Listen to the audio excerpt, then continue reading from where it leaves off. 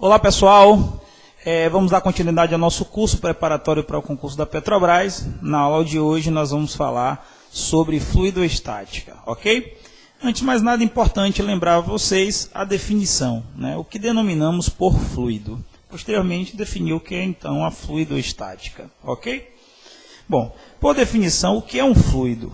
Fluido, gente, por definição, é todo e qualquer material que não resiste, por menor que seja, uma tensão de cisalhamento. Então, aquela, digamos assim, definição que muitas pessoas costumam dar a fluido são os líquidos, gases e vapores. Bom, vocês estão me dizendo, na verdade, que a matéria, quando se encontra nesses estados, elas se comportam como fluido e não definir o que é fluido, ok?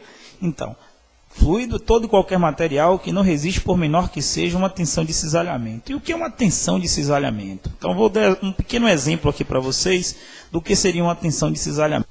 Uma tensão de cisalhamento é uma força aplicada tangencialmente ao material, ok? Por exemplo, observe meu livro. Quando eu aplico uma tensão, ou seja, uma força tangencial à superfície desse material, ele deforma. É evidente que vamos analisar que essa tensão é uma pequena tensão que está sendo exercida sobre essa superfície, ok?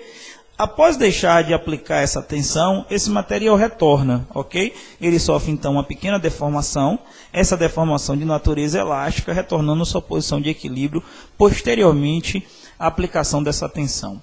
Mas se aqui, por exemplo, fosse um recipiente com água, e eu tenho aqui uma pequena porção de água, ou seja, uma laminazinha d'água aqui, eu exercesse essa mesma força sobre a superfície da água, eu teria um pequeno deslocamento da porção de água que estaria em contato diretamente com essa tensão que eu estou exercendo, ok? Então essa porção de água seria deslocada e não mais retornaria, ok? Ou seja, então eu posso afirmar, tá, que a água é um fluido mediante a não resistir, por menor que seja essa tensão estabelecida, ok? Espero que tenha ficado claro para vocês essa definição, a definição do que denominamos de fluido. A fluidoestática vai estudar exatamente esses fluidos em equilíbrio estático, ok?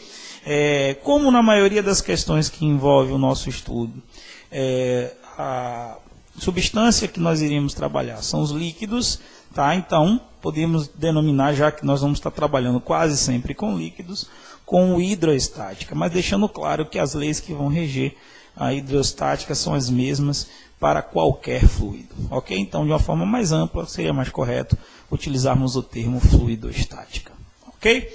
Antes de começarmos a falar sobre os princípios que regem a fluidoestática, que são 3, que certamente vocês já estudaram, o princípio de Stevens, o princípio de Pascal e o princípio de Arquimedes, vamos definir algumas grandezas que serão importantes para esse estudo que nós iremos realizar. Começando falando sobre o que é densidade, ok? Vamos lá. O que seria densidade? Densidade seria a relação entre a massa, como a massa está distribuindo no volume de um determinado material, tá certo? Determinado corpo. Então, a relação entre a massa e o volume total desse corpo, independente se esse volume é completamente preenchido pela matéria ou não, é o que denominamos por densidade, ok? Então, essa observação eu coloco aí, densidade de um corpo é dada pela razão entre a massa e seu volume total, independente se o corpo é totalmente preenchido ou não.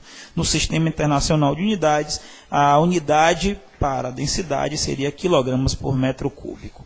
Gente, uma outra observação que eu gostaria de fazer para vocês, foi até uma aula que foi realizada aqui no nosso curso presencial em Salvador, um aluno me perguntou, mas densidade não é uma grandeza adimensional?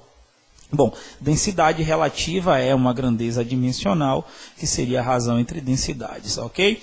Alguns autores, eu já li alguns livros de física, alguns autores tratarem o termo densidade, né, como sendo adimensional, na verdade utilizando o termo densidade como densidade relativa, e quando se fazia referência à densidade, como estamos definindo aqui agora, com o termo densidade absoluta, tá?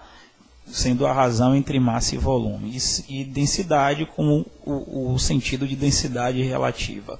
Gente, a gente tem que ter, na verdade, a noção principal como é que a prova estar usando esse termo para a gente, tá certo? Como é que aparece na prova?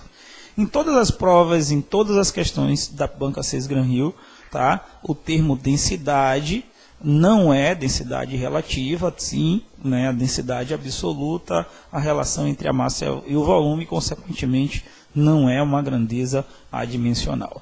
Quando fazemos referência à densidade relativa, aí sim você vai ter uma grandeza adimensional. Tudo bem? Só um detalhezinho, porque a linguagem que nós estamos utilizando tem que estar coerente com a leitura que vocês irão fazer nas questões da prova da Petrobras. Beleza? Bom, vamos dar sequência. Dando sequência, vamos falar sobre massa específica. Bom, qual a definição de massa específica? Massa específica seria a relação entre a massa e o volume preenchido, tá? Como assim? Considere que você tem um cubo e nesse cubo você tem uma parte, ou seja, a massa não está distribuída em todo o cubo, e sim uma parte desse cubo é preenchido pela massa de um determinado material e outra parte é oca. Nesse caso,